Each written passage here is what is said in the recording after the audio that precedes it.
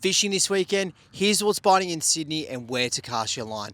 Well, out offshore over the past week, we've had some really nice fish caught, particularly our snapper.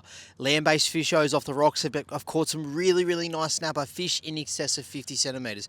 Places like Gibbon, the heads of Botany Bay have been really good for our land-based fishers. Along with that, our boaties have headed out to our shallow reefs, Mary's Reef, the heads of Botany Bay and Coogee, catching some really nice fish on soft plastics. Heading back into the river system, we've seen some really consistent brim bites. Now, whether you're fishing boat moorings, rocky foreshore lines, bridges, or even shallow sand flats along weed edges as well, the yellowfin brim have been producing really well. Some fish in excess of that kilo mark, which is some great fish, particularly obviously on our lures and fishing around those structures using our lures. That's what's been biting around Sydney. Let's look at where to go fishing this weekend. And I'm going to be honest, Saturday morning is looking like the best opportunity throughout the whole weekend to have the fish. Sunday does not look great with a bit of rain about it and a strong southerly throughout the day. So let's focus on this Saturday morning. If you are going to head out, this is what I would be doing. I'd be targeting that morning run-in tide. Now, the tide does not change till about 5:30 in the morning. It's okay. It could be a bit later. We would prefer it to be past 6 o'clock for our snapper fishing,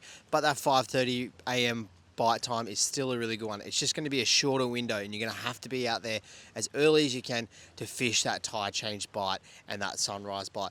If I'm targeting the snapper this weekend, I'd only be targeting him till about 7:30, 8 o'clock in the morning. Once that tide starts to run back in and the tide change doesn't happen until about 11 o'clock, the bite will shut down quite considerably. So if you're going to go out fishing out offshore, target your snapper really early and then maybe go target a squid or a flathead on the squid or flathead grounds. Places to go: Mary's Reef for our flathead and squid. And then if you drift out off Mary's Reef, there's some really nice sand flats outside of there as well. Along our Botany Bay heads is where we've been catching some really nice snapper. Again, if you head out further out off the heads, there's some really nice flathead grounds there as well. And further north to Sydney Harbour, places like Long Reef as well is a really good one to be able to go and target your snapper and then drift off for your sand flathead. That's it for our offshore fishermen. Heading back into the river, our Saturday morning run-in tide, what I'd be targeting is I would be anchoring up, burling up and seeing what I can catch. There could be a mixture of fish this weekend in regards to this. Brim, trevally, even the occasional kingfish, jewfish and flathead will come along in this burley trail.